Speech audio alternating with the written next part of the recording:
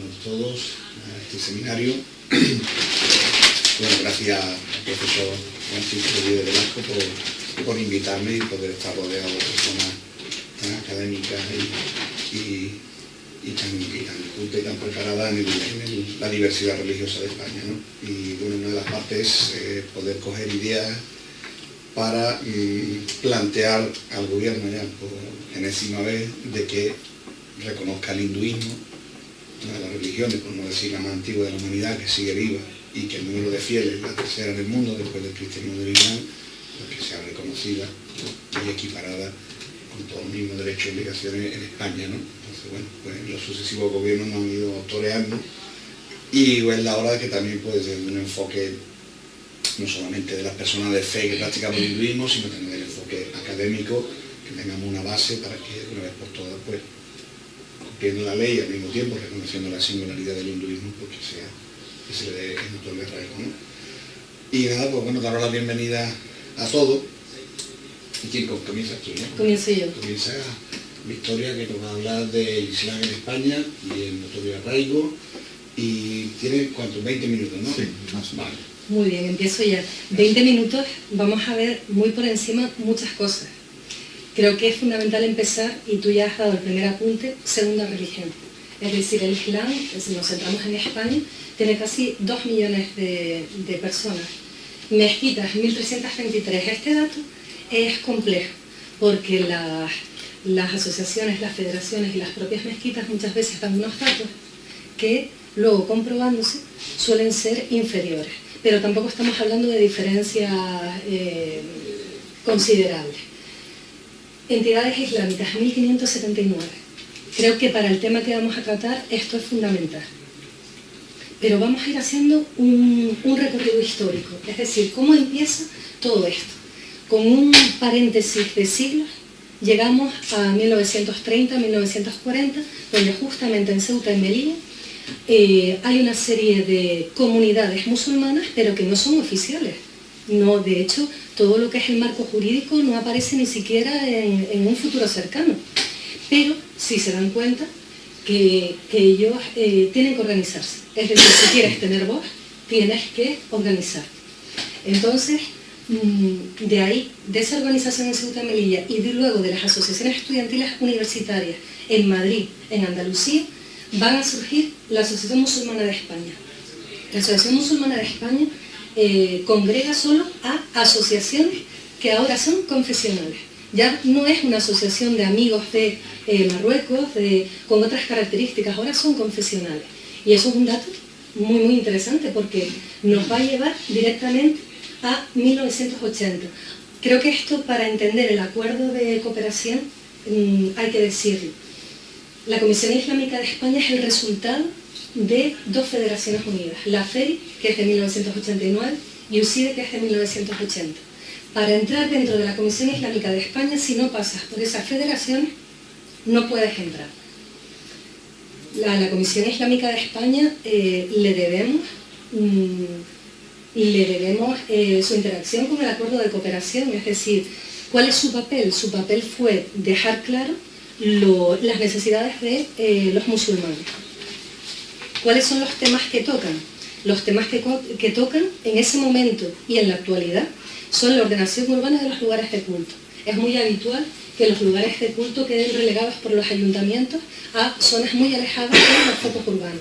Pues a ellos les compete decir, oye, no, a mí me interesa estar en un lugar más céntrico para que las personas que están en mi comunidad puedan venir. A ellos les toca ver todo lo que es los enterramientos, la policía sanitaria mortuoria. Pensemos que los musulmanes tienen que ser enterrados sin ataúd. Ellos piden en la actualidad que todas las Islas Baleares y todas las Islas Canarias cuenten con un cementerio por isla. ¿Vale? Aquí en Tenerife el cementerio de Santa Lastenia consiguió una parcela en 2007, después de unas negociaciones tremendas, pero lo consiguieron. Es decir, los musulmanes también han sido conscientes de que sin la unidad no van a conseguir nada. Porque ¿qué es lo que quiere el gobierno de España a través de los acuerdos de cooperación? Una voz única. No quiero, o sea, tienes que tener claro cuáles son tus demandas, tus necesidades y tus prioridades para comunicármelo a mí. No puedo atender a 1.600 mezquitas. Entonces se trata de coordinarse. Ellos también se ocupan, y aquí estamos haciendo un resumen de lo que vemos en el acuerdo de cooperación, de los currículos de la enseñanza de religión islámica y además de los docentes. Es curioso que en la actualidad, por ejemplo, en Canarias solo tenemos un docente. Realmente se necesitarían 60 en toda España y sin embargo no se cumple con esa realidad. Hay un desconocimiento por parte de las consejerías de educación, hay un desconocimiento por las familias que no reclaman, oye, cumplo con el número de alumnos que necesito para poder pedirlo y esto es un derecho que yo tengo y que me otorga el notorio arraigo y los acuerdos de cooperación, refrendados además con las leyes del 2011. Es decir, que eso también es una realidad muy interesante. Luego también la asistencia religiosa en hospitales y penitenciarías.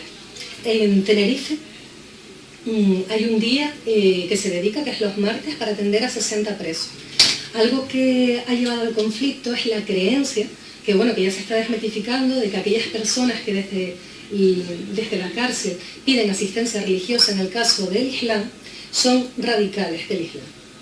Entonces eso es algo también que hay que romper, porque se llegaba incluso a algo que se ha llegado a denominar un desánimo institucional, porque la gente dejaba de pedir esa atención religiosa porque se sentían vigilados cuando pedían esa atención religiosa.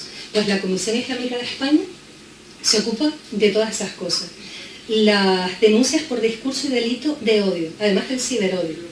Curiosamente, siendo el Islam una religión tan importante en nuestro país, por no irnos al ámbito europeo o internacional, es decir, con tal número de fieles, sigue siendo una religión que levanta ampollas. Como especialista en mi parte, sobre todo en conversión, no logro entenderlo. Creo que la clave, y sobre todo ellos también han entendido que es la clave, es la apertura, es la publicidad, es el decir,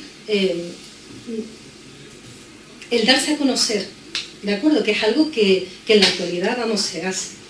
Y luego las propuestas de mejora para la protección de la libertad religiosa en España. Es decir, ellos son los que ven, por ejemplo, ¿dónde hay mayores casos de desprotección? Pues, por ejemplo, en las mujeres que portan hijab, en el ámbito laboral y en el ámbito educativo. Luego en los menús halal en los centros educativos. Otra vez desconocimiento. Igual que en un centro puedes pedir un menú específico para un niño o una niña con alergias, o un vegetariano, un niño musulmán tiene que tener derecho a tener un menú que se acoja a esos valores religiosos, ¿verdad? Luego también está el pedir esas parcelas para enterramiento islámico.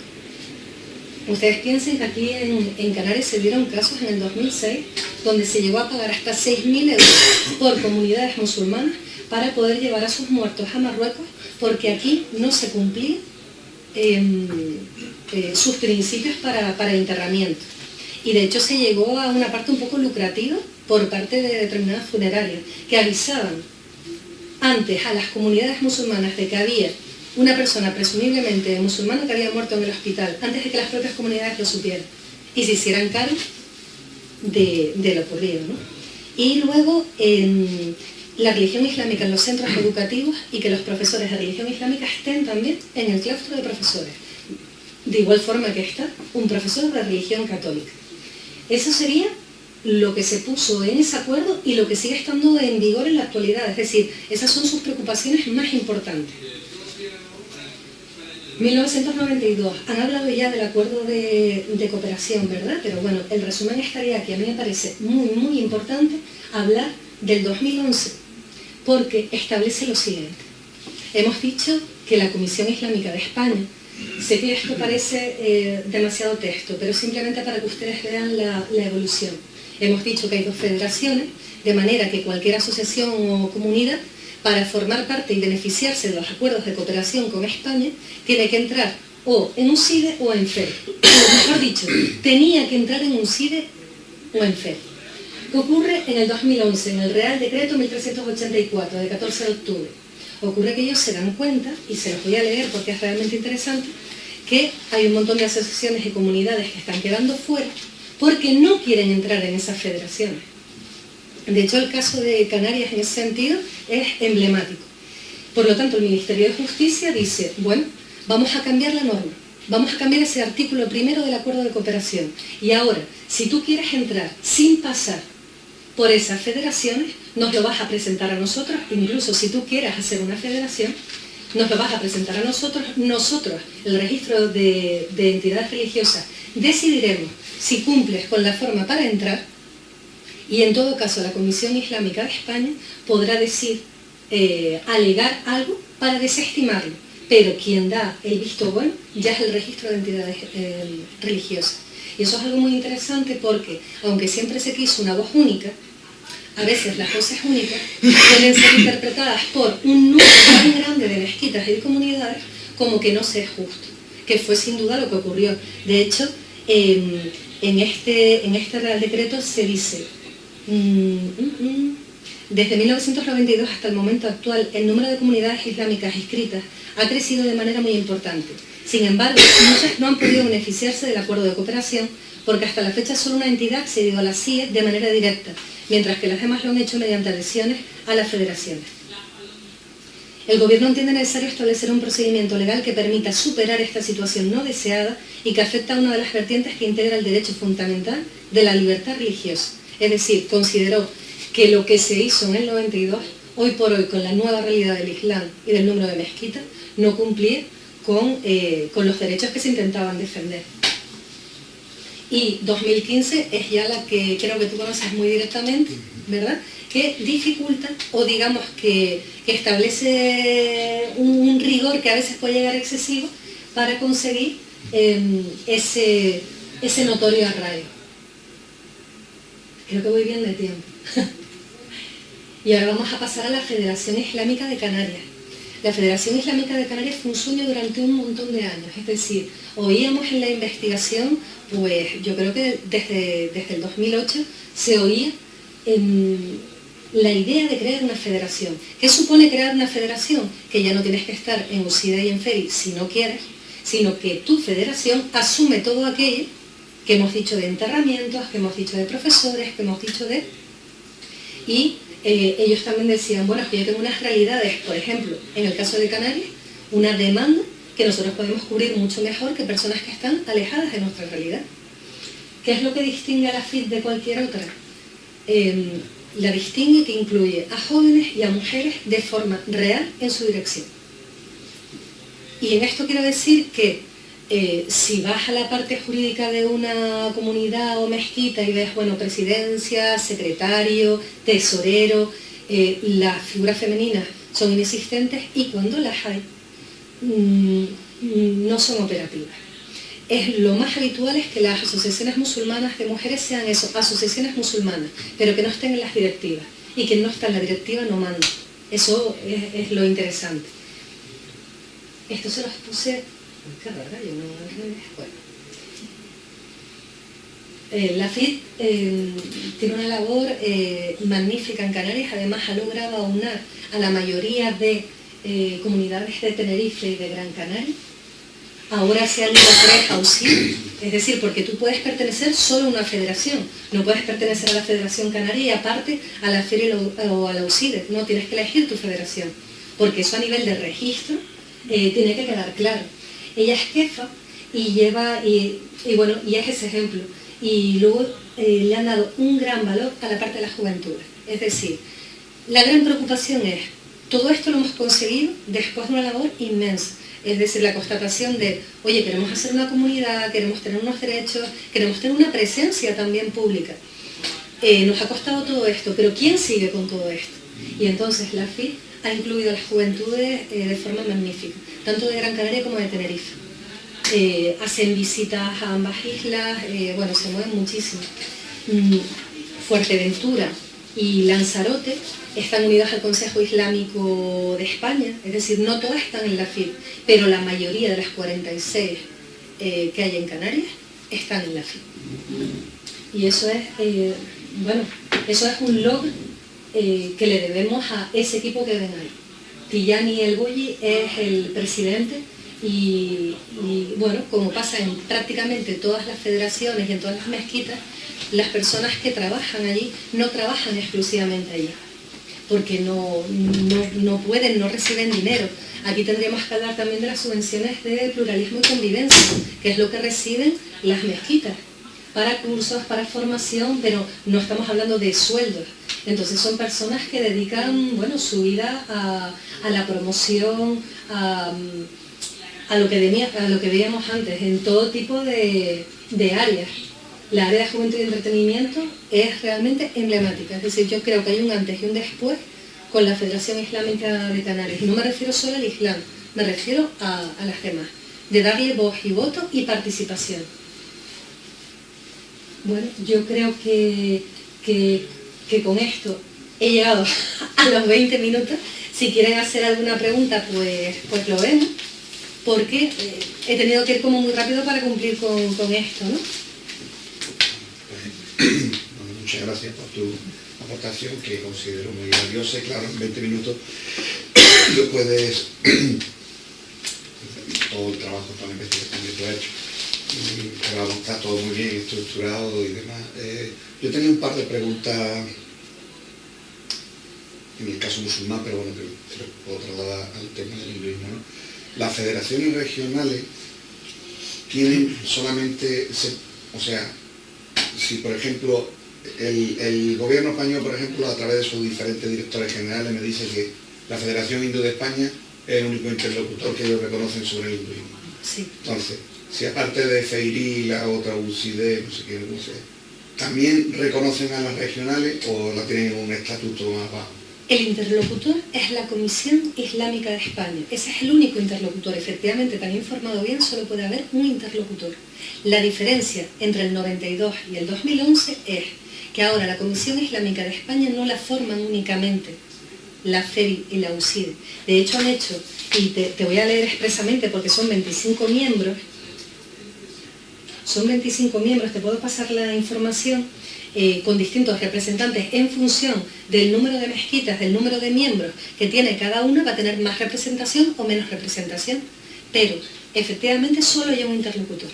Pero que es Riyad Tatari, ¿no? Que siempre lo veo en todos lados. Claro, digamos, ¿no? claro. Es tan bueno, Tatari es de UCIDE, UCIDE, exacto, y vamos, que son figuras, pero ya no son las figuras claves, ya la FERI y la UCIDE, a la que le debemos una parte de la historia de este acuerdo de cooperación en el Islam, que vamos, que fueron los pioneros.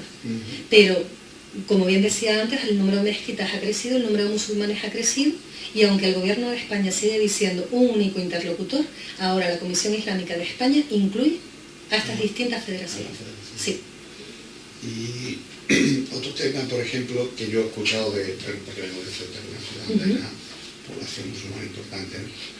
No sé cuál de las dos, pero decían que una federación era más para musulmanes de origen árabe, digamos, y otra representaba a musulmanes occidentales o digamos que se han convertido en Islam. ¿Eso es cierto también, no? Yo no creo, vamos a ver, es que no es un tema sencillo. El origen del Islam en Canarias, o sea, yo por ejemplo en Tenerife lo empiezo a documentar desde los años 60.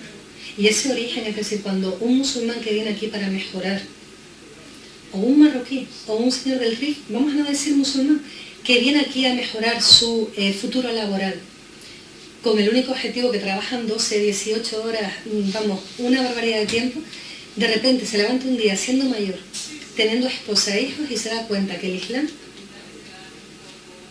es algo importantísimo en su vida y sin embargo no tiene continuidad. Y entonces empieza a crear las comunidades. Ese inicio, si estamos hablando de musulmanes de origen, porque por ejemplo había mucho matrimonio mixto, pero las mujeres eran católicas y de hecho criaron a sus hijos en religión católica. Pero son estos hombres los que dicen, no puede ser, yo creo en esto y voy a mantenerlo y perpetuarlo en el tiempo. Ese origen, y eso a nivel peninsular, o en Ceuta y Melilla desde los años 30, y a nivel peninsular también podemos hablar de esa fecha. Los años 60, ¿cuántos médicos se fueron a países de ayuda humanitaria y vienen siendo musulmanes? Y en las entrevistas te dicen, bueno, es que a mí me gustó la parte más oriental, más del ayuno, del respeto a la naturaleza, los altos valores del Islam. Pero si ya son españoles. Y es en los años 80 cuando ya decimos, es que aquí los conversos empiezan a tomar importancia. El gran debate que hay en Canarias, y por ejemplo en Gran Canaria con Amar López, que es converso, es que las juzbas en las mezquitas sean en español. habría que hacer un seminario exclusivamente de de la importancia del idioma en las mezquitas. Y son los conversos los que lo reclaman. Por lo tanto, cada vez tienen una forma más activa en las comunidades y mezquitas y reclaman ese espacio. Por ejemplo, en la M30, en el 2007-2008, hice entrevistas a conversas que se quejaban, al igual que aquí, de que los imanes no hablaban español, con lo cual en su proceso de conversión les querían preguntar dudas y decían, es que no logramos entendernos. Y eso es algo que los propios conversos, incluidos los imanes españoles, están solucionando y apostando porque el idioma sea el español. Entonces, cierto es que hay mezquitas donde la comunidad puede ser manifiestamente de un lugar, pero va en contra incluso del Islam. El Islam es universal.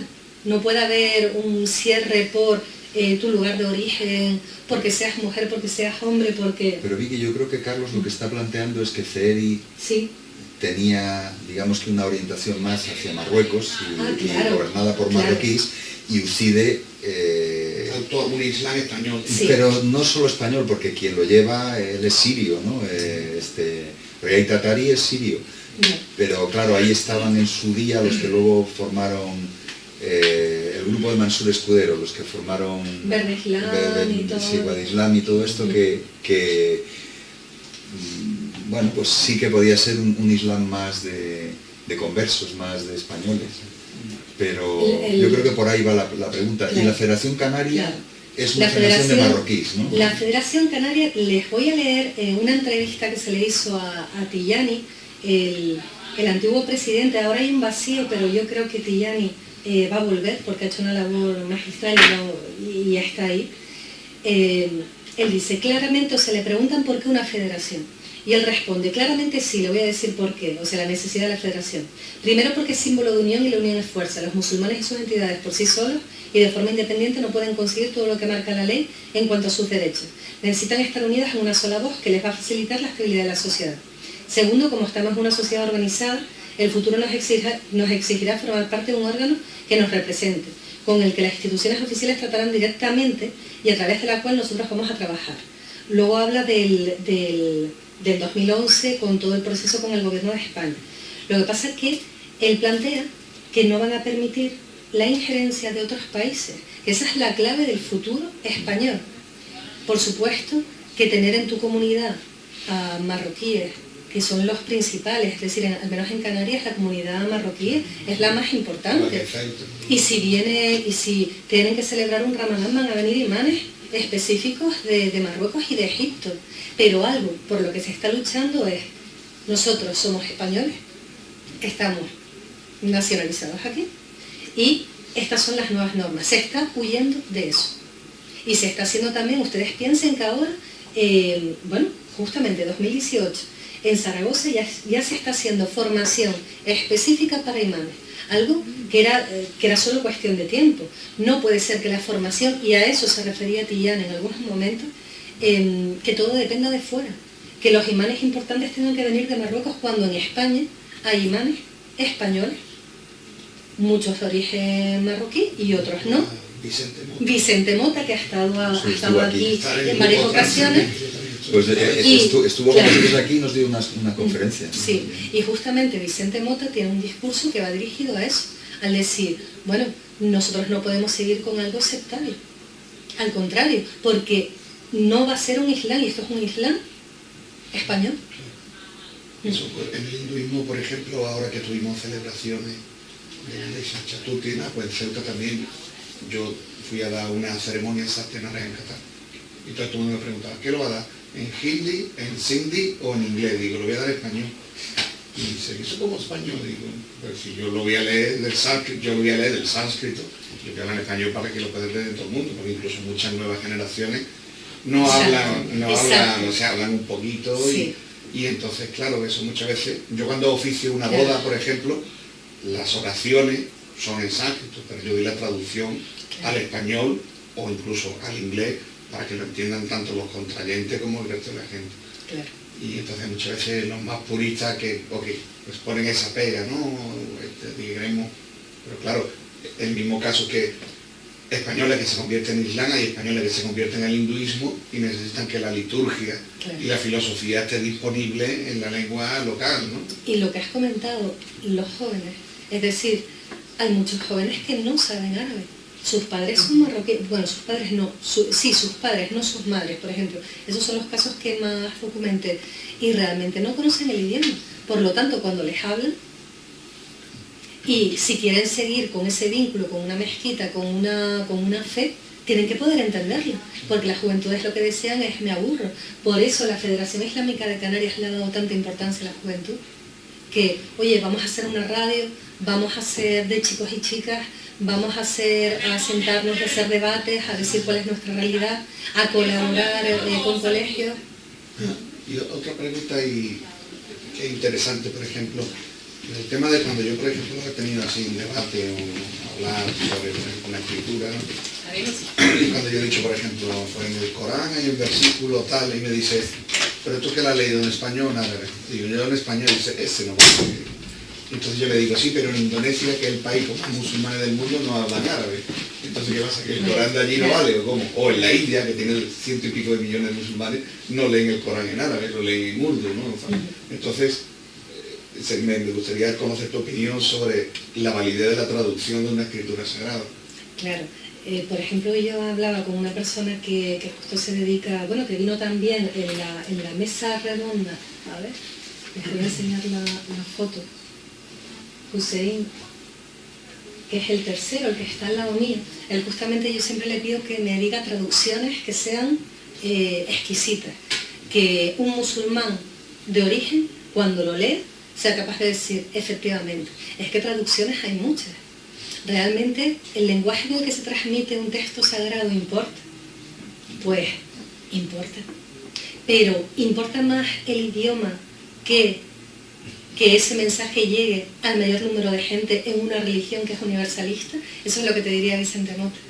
Y te dirían muchos musulmanes que dicen, al final mi religión es un regalo y si yo me quedo con ese regalo es que no creo en él porque quiero que llegue al mayor número de personas. Pero es cierto que las traducciones son importantes.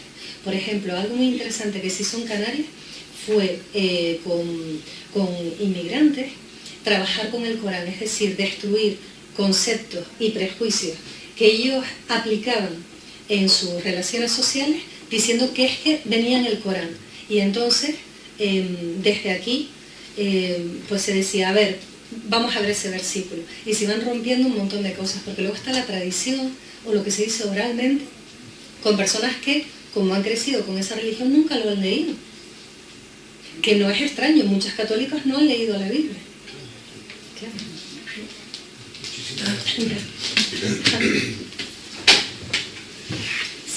Voy a cerrar esto, ¿no? Te lo llevas para allá, ¿no?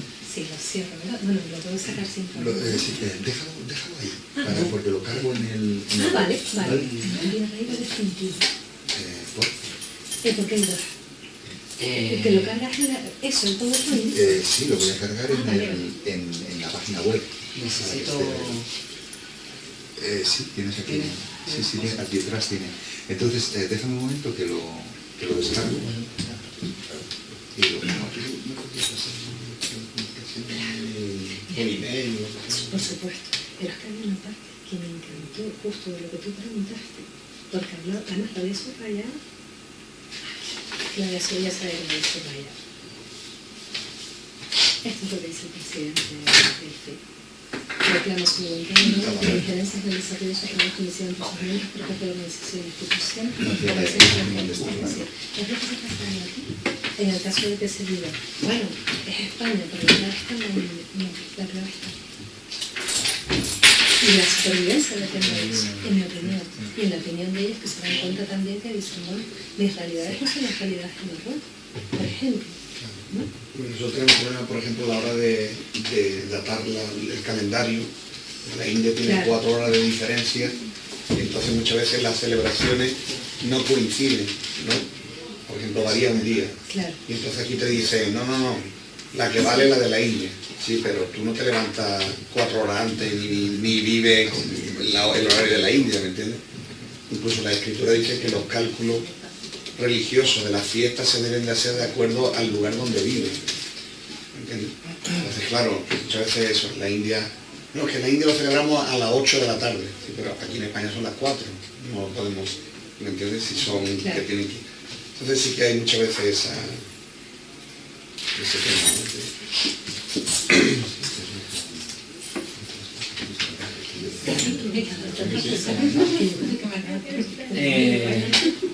Sí. Bueno,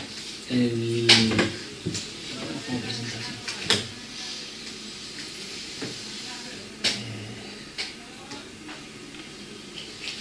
Bueno, el cristianismo evangélico independiente en España. Yo en realidad me centré inicialmente en Ferrer, pero no cabe duda que luego en España tenemos otros dos ejemplos de cristianismo, ¿no?, que podemos identificar como cristianismo independiente, y vamos a ver que obtuvieron el notorio arraigo. Entonces, vamos a ver, vamos.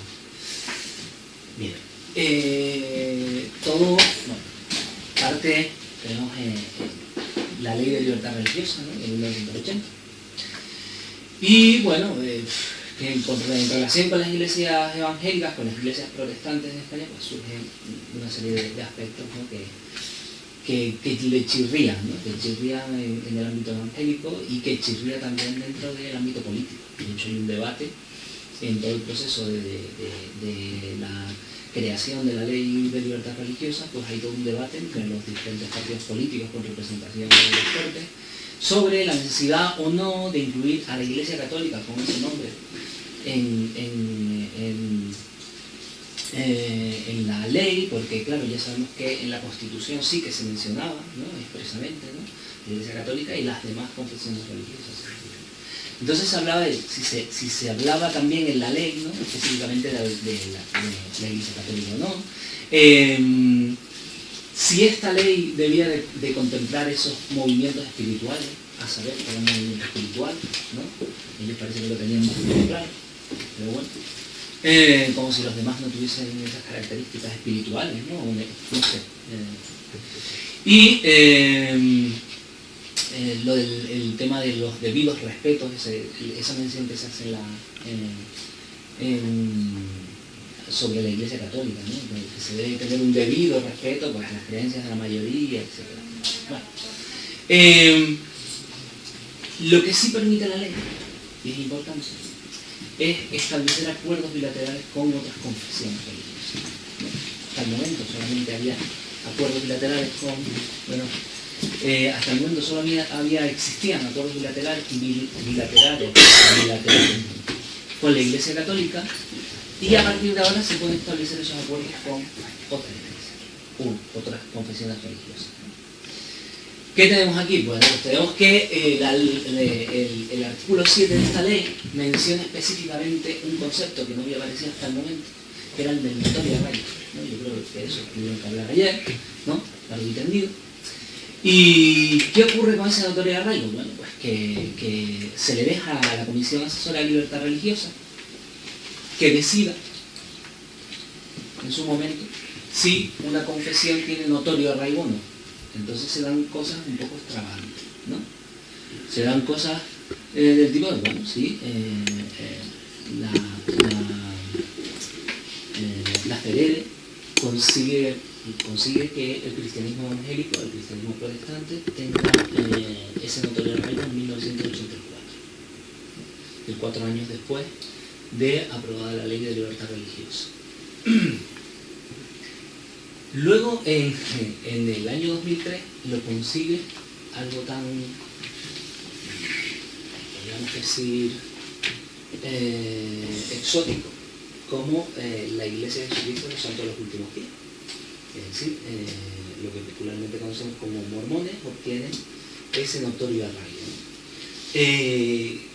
¿Por qué? Bueno, hay explicaciones de todo tipo, entre otras diciendo por las relaciones con Estados Unidos, ¿no?, por mantener una buena relación con los Estados Unidos.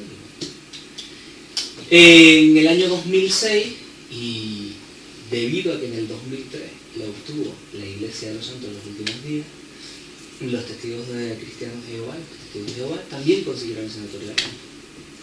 Claro, poniendo como ejemplo de, oiga, si la Iglesia de los Santos de los Últimos Días ha obtenido el notorio arraigo, nosotros también debemos obtener el notorio arraigo. Que de hecho tenemos mucha más presencia en España de la que tiene la Iglesia de Jesús. Claro, continuamos con este proceso y vemos que aparece en 2015 un Real Decreto, ¿no? Y ese Real Decreto básicamente establece, bueno, justo ahí esos 5 puntos, ¿no? Esto lo estuvimos viendo ayer. Ya lo he comentado. Pero en esos 5 puntos, si miramos hacia detrás y pensamos en las iglesias protestantes en España, esos 5 puntos los cumplen perfectamente. Ya los cumplían en 1984. ¿Por qué? Bueno, dice, llevar inscrita en el registro de entidades religiosas 30 años, ¿vale?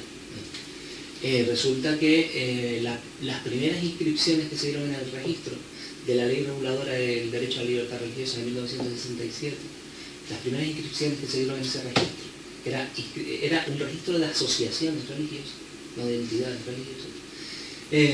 Esas primeras inscripciones fueron de iglesia protestante, ¿no? Y luego, efectivamente, relacionando con lo que tú pusiste, esa asociación que se crea en 1967 es para inscribirse en el registro de asociaciones, ¿vale?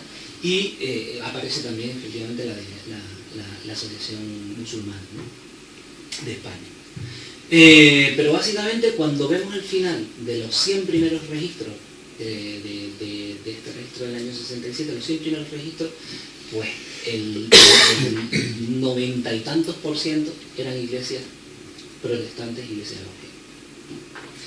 evangélicas.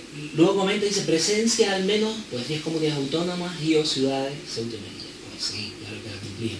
100 inscripciones o anotaciones al registro de entidades religiosas, pues claro que las cumplían también. Estructura y representación adecuada y suficiente para su organización a los efectos de la declaración de notoriedad. Es decir, existía una asociación, claro, existía una federación que los aglutinaba a casi todo, quería ser Pérez, pues sí, Pérez estaba ahí. Y por último, presencia y participación activa en la sociedad española. Pues también, a través de asociaciones de ayuda, de realización de actividades culturales, etcétera, etcétera, etcétera. Bueno, por lo tanto tenemos que en 1984 las iglesias protestantes españolas, o las FERED, ya cumplían todos esos aspectos que marcan. Pero y a partir de aquí ya no queda la discrecionalidad de la Comisión de Libertad Religiosa para decidir si una entidad religiosa tiene derecho o no tiene derecho al notorio arraigo. Porque vemos que antes, a mí me parece bastante evidente que en 2013 cometió una irregularidad absoluta, dándole el notorio arraigo a la Iglesia de Jesucristo de los Santos de los Últimos Días. Bastante evidente. Además, hoy en día, si hacemos un análisis, una iglesia que está en franco retroceso, ¿no?, en España. Pero tienen 113 registros, 113 inscripciones. Sí, pero miembros. Sí, tienen más que... Están perdiendo. Bueno, cuando hicimos aquí el estudio, de caso iban cerrando miembros. O sea, iban cerrando.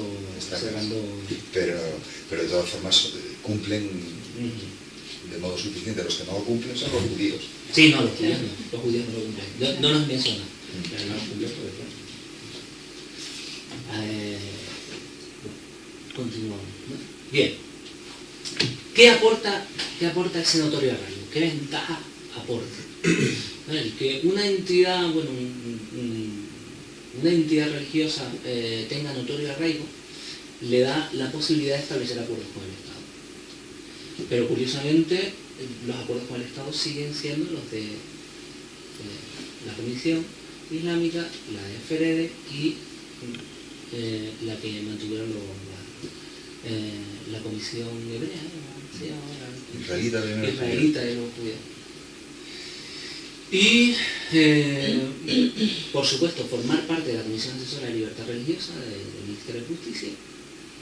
Y, por último, el reconocimiento de efectos civiles del matrimonio. Eso es una de nuestras demandas Claro. principales, ¿no? Claro. Sí, lo que estuvimos viendo ayer. Les aporta esos elementos. Bien, ¿qué ocurre?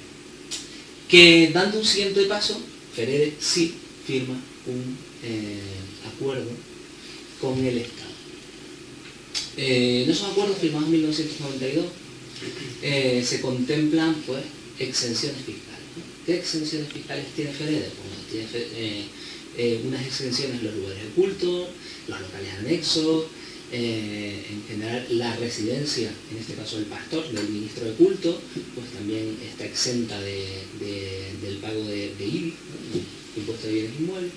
Luego el impuesto de sociedades están exentos parcialmente, pero después de la reforma de 2014, finales de 2014, hubo una reforma dentro del impuesto de sociedades y deja en duda la situación de las iglesias evangélicas.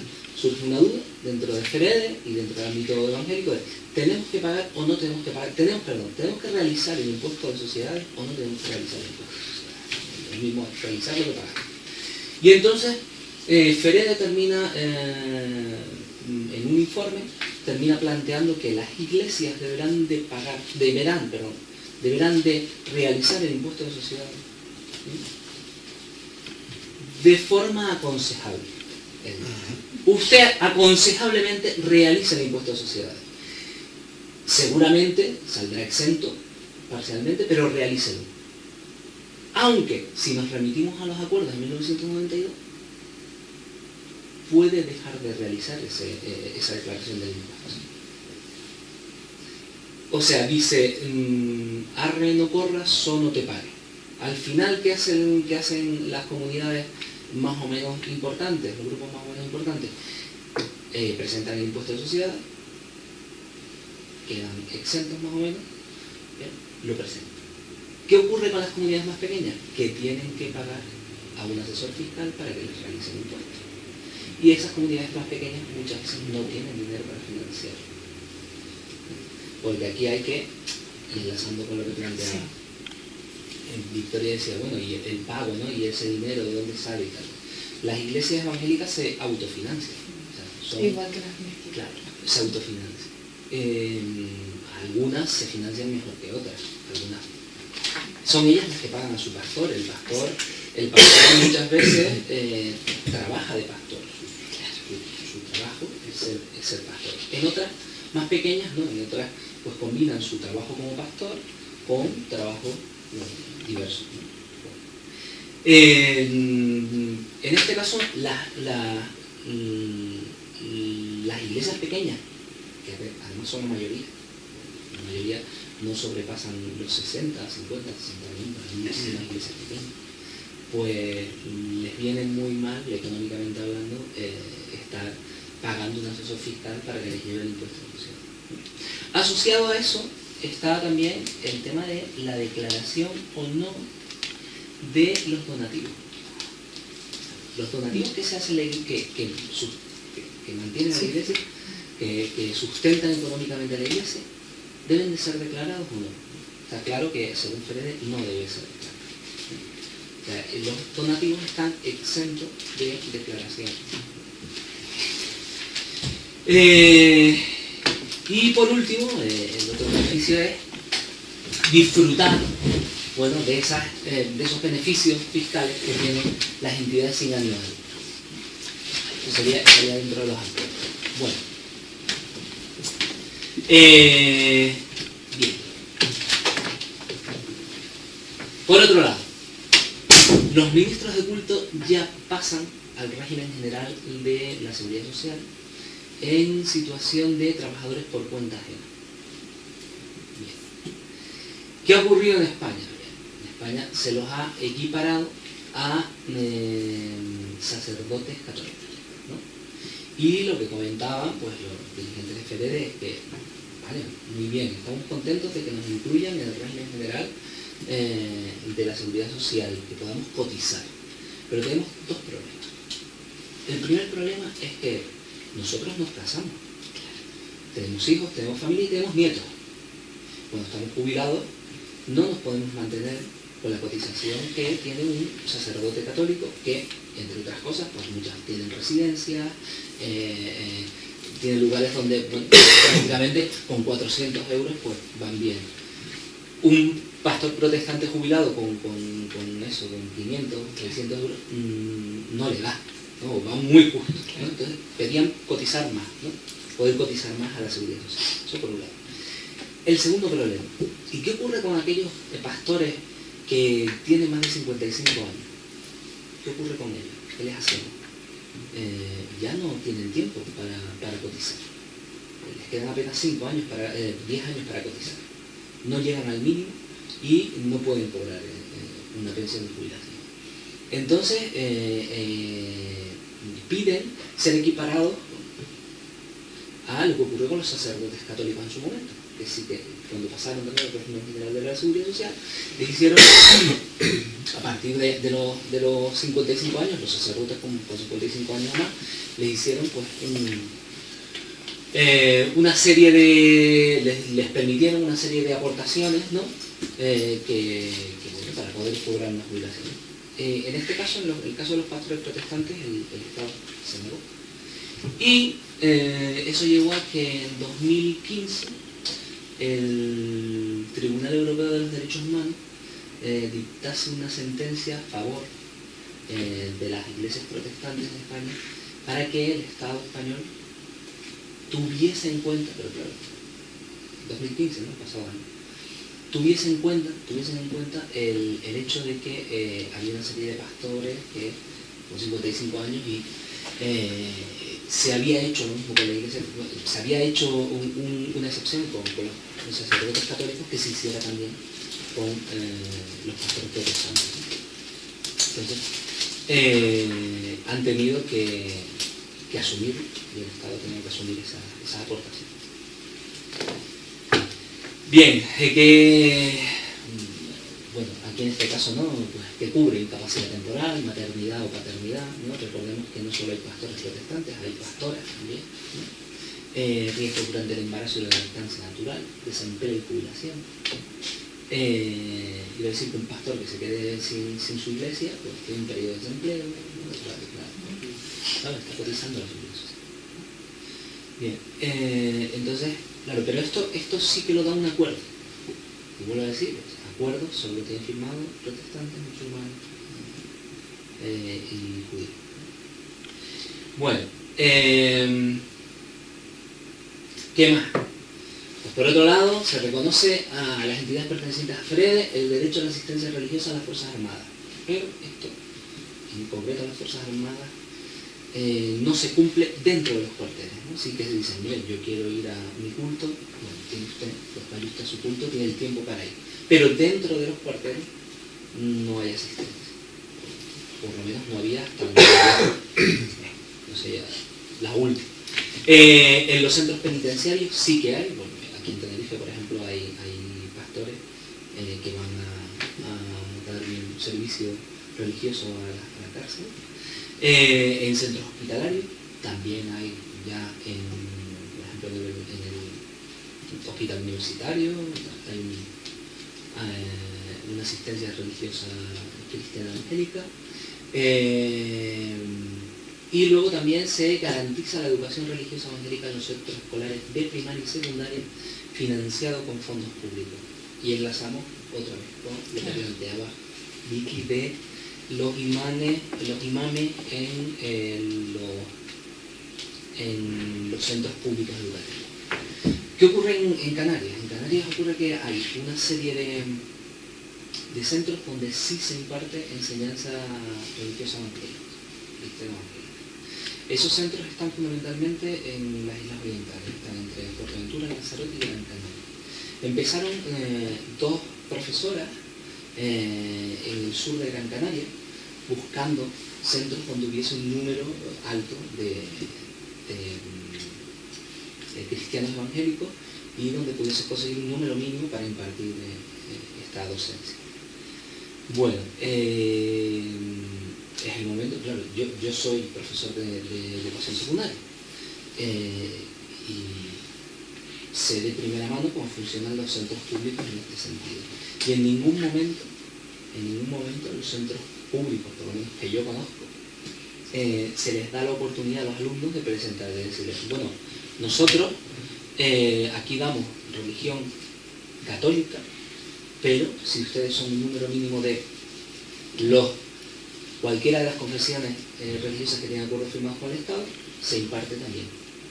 No se hace.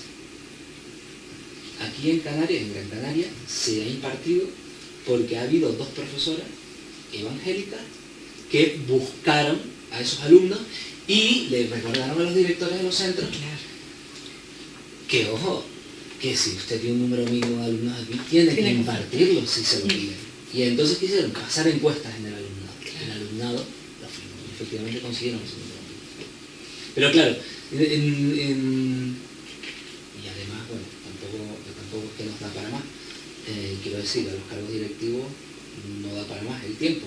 Hay que estar pensando, bueno, pues a ver si impartimos esto o lo otro. Eso no pasa. O vienen de fuera y te dicen, oye, que lo tienes que hacer, y tú le dices, bueno, pues tú realizas las encuestas, tú los haces, vete. Entonces sí. Pero antes no. Y por no hablar de los materiales, sobre todo en el tema del Islam, qué materiales se van a utilizar para impartir docencia. Y dónde ha estado formada esta gente que va a impartir docencia. Pero fíjate que, por ejemplo, en el caso del Islam, ese me lo hizo en su momento, es decir, editoriales fuertes los han respaldado porque realmente es que el notorio arraigo está detrás, ese es su avance, el decir, yo tengo un derecho, tengo un reconocimiento que me lo dan los años y el número de fieles que me respaldan y vamos, y eso es una realidad. Y lo que tú comentabas es lo mismo que ha pasado aquí en el Fraile. Es decir, oye, que yo tengo 200 y pico niños que son musulmanes entre infantil, primaria y secundaria. Pero si una persona adecuadamente formada, reconocida también por su federación, por la Comisión Islámica en este caso, ¿no? Se presenta ante ese centro y le plantea que esos alumnos, quizás en lugar de valores éticos, quieren estudiar el Islam, pues se les tiene que dar. Y que las familias lo reclamen, es que el desconocimiento es también lo peor.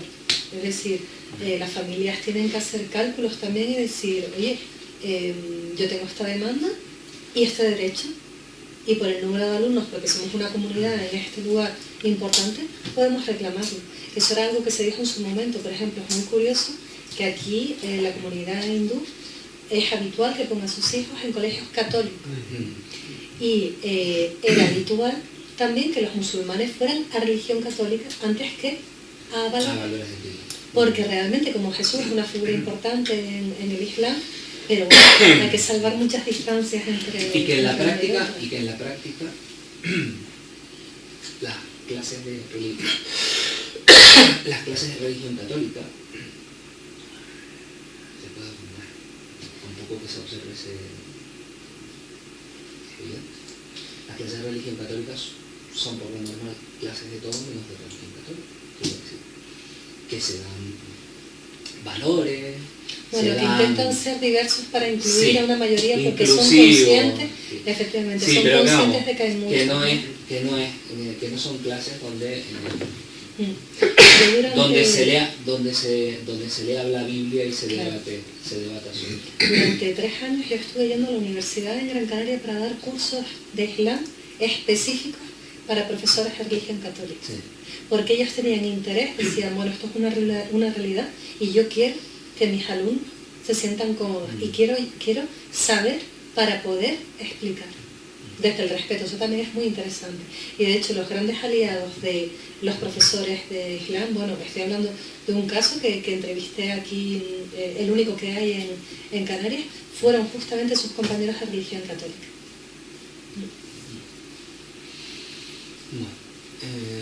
Pues con esto habría terminado, ¿no?, lo que significa la firma. Solo hablar de los ortodoxos. La mirada peligrosa. Bien. Vamos a ver. La mirada vamos a hablar de los ortodoxos. Bueno, no lo has hecho porque teóricamente iba a haberlo hecho Sergio. Claro. A ver, para que veas que me vengo preparado. Venga. Federer y ortodoxo. Muy bien, genial. Bien, bueno, esto es un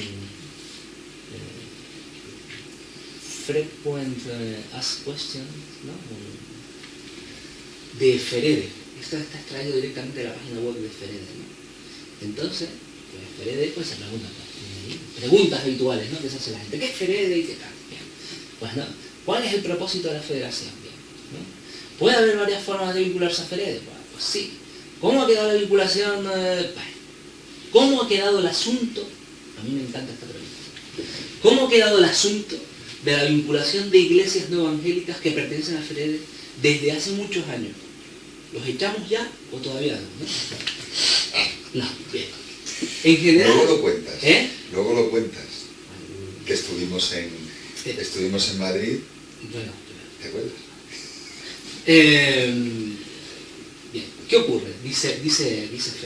Dice, la comisión plenaria de Ferede adoptó un acuerdo por el que declara que la Iglesia Ortodoxa y la Iglesia Nueva Apostólica no son evangélicas, por lo que su vinculación a Ferede obedece a razones derivadas de una situación del pasado, realizada a los meros efectos de que estas iglesias obtengan los beneficios fiscales que señalan los acuerdos y puedan celebrar matrimonios religiosos, etc. Es decir, en su momento a Ferede se le indicó que sería bueno que incluyese dentro de sus miembros a la Iglesia Cristiana Adventista, Iglesia Adventista del Séptimo Día, y a dos iglesias ortodoxas. La Iglesia Ortodoxa en su momento creo era de Constantinopla, Sí, ¿no? que Era se llamaba la griega, Sí. era la griega, era la Iglesia de... y la Iglesia Ortodoxa Española, ¿no? Sí, ahí. Entonces, se les dijo que sería bueno que entrasen, ¿no? Y que los acogiesen en su seno. Entonces Ferede dijo que sí, siempre y cuando sus representantes no formasen parte nunca de la directiva de Ferede. Es decir, estaban allí, tenían voz, pero casi el voto no. Es decir, eran simplemente convidados de piedra que estaban allí para beneficiarse de los acuerdos de Ferede con el Estado. Lógicamente, claro, está sobre todo la Iglesia Ortodoxa la Iglesia Ortodoxa griega, la Iglesia Ortodoxa de Constantinopla, estaba muy cómoda. Y cuando se empieza a establecer, bueno, se empieza a trabajar para el notorio arraigo de las iglesias ortodoxas en España, algunas iglesias ortodoxas se quejaban de que, claro, es que esta gente, como ya tiene ciertos derechos, pues claro, tampoco se vinculan tanto, no trabajan tan juntos de la manera que deberían hacer con nosotros, ¿no? Se habían creado esas dos diferencias, esas dos vías, una la vía rápida, ¿no? de estas dos iglesias y la vía lenta del resto de iglesias ortodoxas. Lógicamente Ferede no estaba dispuesta a admitir a más iglesias ortodoxas dentro de su estructura.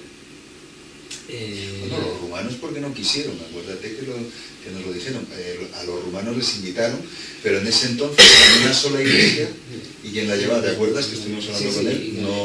No quiso, pero si no hubieran estado, pero claro, de repente, ahora son 100 y pico iglesias, que claro, entrar eso, que ya no es el momento además, no es el momento. Y que esto sigue generando bastantes problemas internos dentro del Ferede.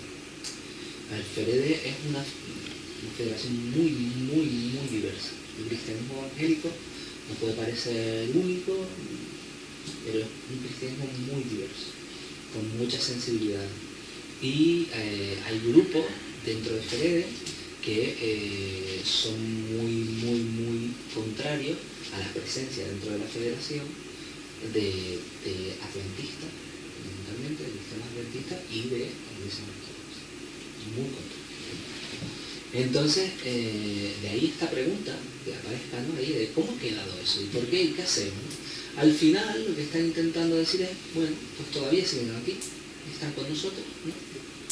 Hace unos años los representantes adventistas quisieron dar un paso más, acercarse más al mundo evangélico e intentaron formar parte también de la directiva de FEDER. Pero la comisión plenaria entiende que todavía, que si le siguen dando tanta importancia a los escritos de Mary White, que todavía no son del todo evangélicos y entonces deben estar desubicados más. Es el tema de...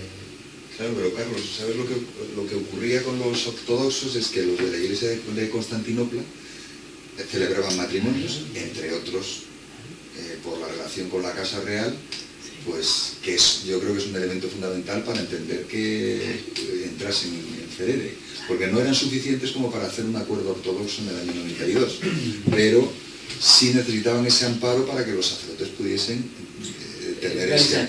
Claro. Y entonces de repente, no sé, cuando nosotros hicimos el trabajo, nos encontramos con que los ortodoxos mayoritarios, que eran los rumanos, sus bodas no valían, no tenían todo esto que hemos visto que tienen, y ellos sí. Y eso era un elemento que se utilizaba desde esta iglesia ortodoxa para atraer a sus miembros.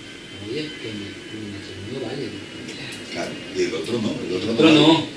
Entonces se encontraba en la iglesia ortodoxa de Constantinopla, entre sus miembros había ucranianos, había rumanos, había... Bueno, pensemos que la diversas hermana partes de Europa del Este de la reina no tenían nada Sofía que ver era con una de los las bienes. principales en ir a esas ceremonias religiosas. Es decir, que el vínculo, es que yo creo que es clave lo que ha dicho Paco, no se puede entender sin ver ese vínculo con la Casa Real. Sí, de hecho. Y entonces lo que cambió, que es lo que estuvimos viendo ayer, lo que cambió fue la ley en la que reconocen los matrimonios religiosos a los que tienen notorio arraigo. Y entonces ya los reconocen a todos los ortodoxos, pero por vía de la ley de jurisdicción voluntaria, no porque haya un acuerdo con todos los ortodoxos.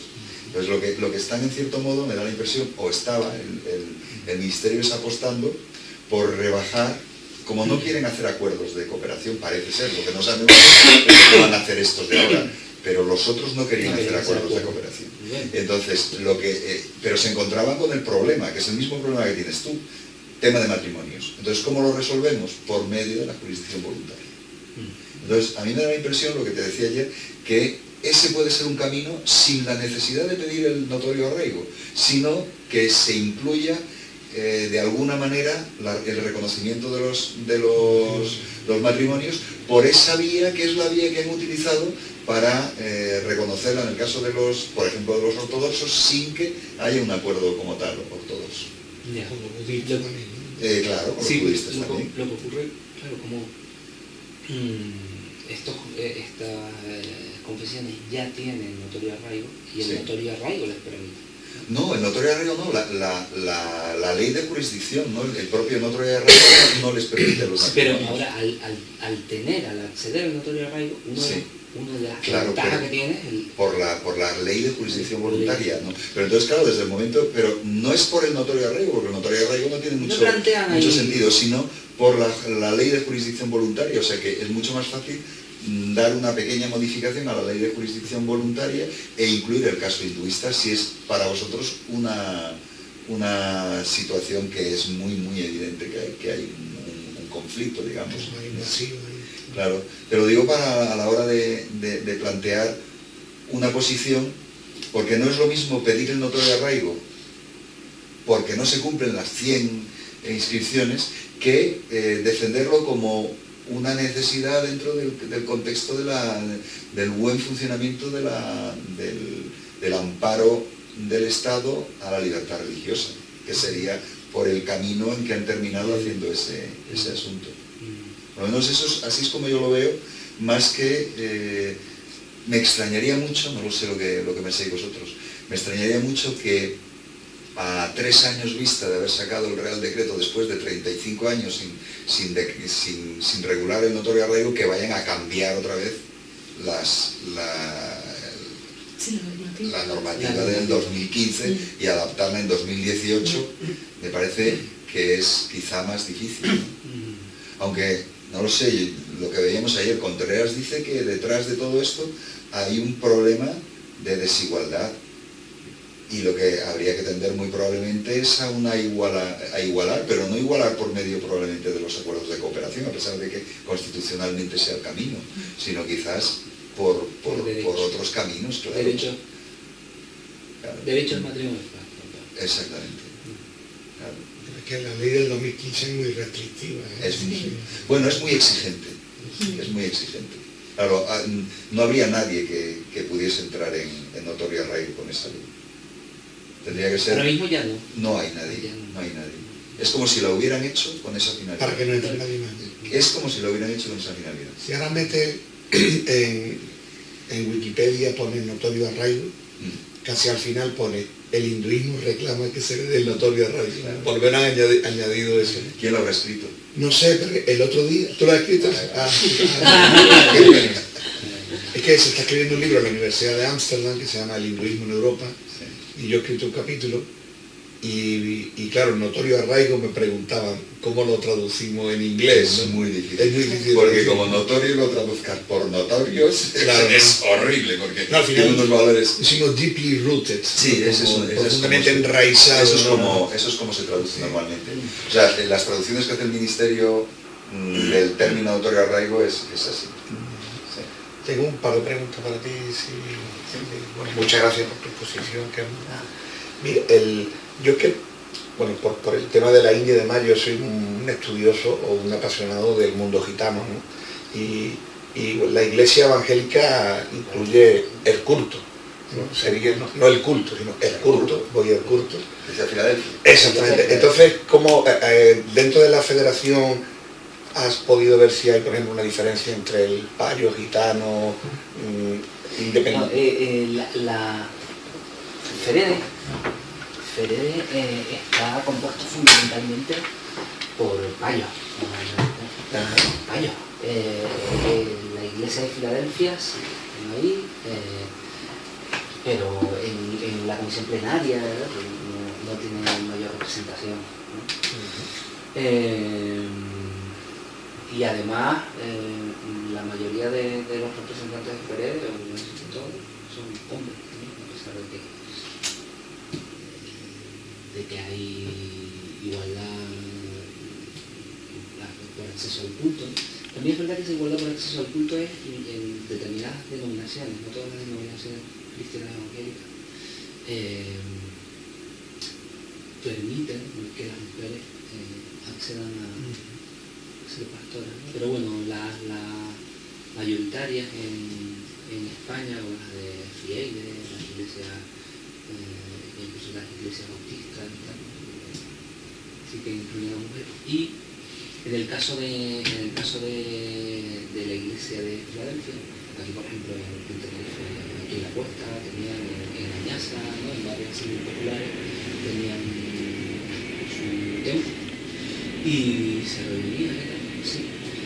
Pero que en Ferede No tiene mucho peso. No tienen mucho peso. Pero es por una cuestión, digamos, de un clasismo étnico así, o que ellos mismos no se quieren abrir a formar, ¿no? Es que, ya digo, o sea, la iglesia de Filadelfia es una iglesia, y dentro de Ferede hay una multiplicidad de personas, por ejemplo, está la Federación de Iglesias Bautistas, la Federación de Iglesias Libres, está la Asamblea de Hermanos Pentecostales, los carismáticos. Luego las iglesias protestantes históricas, ¿no? Está la iglesia luterana, la iglesia anglicana. Es decir, la variedad tan que en la iglesia de Filadelfia se diluye. Pero los Filadelfias son pentecostales. Son pentecostales. Y ellos están pero ¿en cuál de las? ¿Están en alguna de las pentecostales? No están federados. Ellos son iglesias de Filadelfia. Claro, los evangélicos a su vez tienen federaciones por denominación. Por denominaciones. Por denominación. Pero además ¿cuántas hay de pentecostales? Dos, ¿no? Bueno, a ver, están las asambleas de Dios. Sí, pero como federaciones. Claro, como federaciones, De no sé cuánto. es que hay una que es las independientes y luego están los pentecostales. Ha ido como 2 pentecostales, si no me equivoco. No controlo bien cuántas hay de ellos, porque normalmente, más que organizarse así, se organizan eso, pues, las que son de asambleas de hermanos, Sí, claro. las que son Claro, asambleas de Dios, perdón, asambleas de hermanos, asambleas de Dios. Las asambleas de hermanos no son para nada pentecostales, son las más tradicionales. Es la iglesia evangélica más tradicional de todas, ¿no? Pero, de hecho, esa es una de las que no permiten. Las asambleas de hermanos no permiten que oficien una mujer. De hecho, las mujeres, a ser posible, tienen que llevar un tocado dentro del templo. ¿Y los masones lo encuadran ahí en lo evangélico o no? Los masones No se considera movimiento religioso. De hecho, no.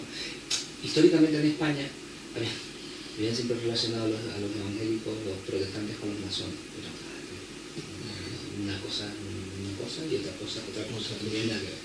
De hecho, los protestantes se enfadan mucho cuando hablan de ese periodo pasado, ¿no? Que además proviene de la dictadura, en el que dicen es que estamos en el mismo archivo que los masones, estamos los protestantes, masones y judíos, ¿no?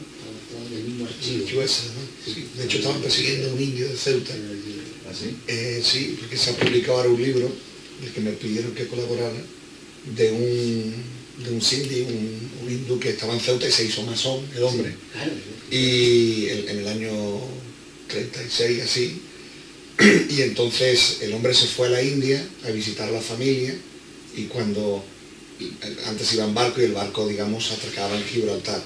Cuando llegó a Gibraltar empezó la guerra civil y se enteró de que lo estaban buscando. Y entonces se quedó ahí en Gibraltar y ya no se le perdió la pista, pero en los archivos del año 45 todavía aparece de que lo están buscando. Dicen paradero desconocido, no sé qué, el ciudadano Hassaran, no sé qué, no sé cuánto, conocido como Gandhi, tal. Claro, y luego un caso de Ceuta, que era el jefe de la masonería, que era el apoderado del Banesto, porque como los indios de Ceuta eran súbditos británicos, pues cuando empezó la guerra civil los británicos mandaron un barco de guerra, un destructor para repatriarlo. Y los indios, como tenían las tiendas, dicen, nosotros vamos a cerrar aquí los negocios ahora. Y entonces el masón que lo estaban buscando, lo de Falange, pagó y se montó en ese barco y logró escaparse y irse a Gibraltar. Pero es otro, claro.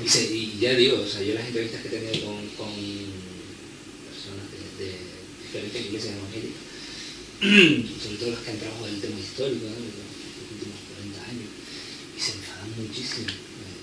¿Qué tendremos nosotros que ver con los masones? Claro, dicen, oye, no puede ser, puede ser masón Claro. no, pero no tenemos nada que ver con, bueno, como si era aficionado al Betis, ¿sabes? ¿Eres aficionado al Betis o no? Pero bueno, pero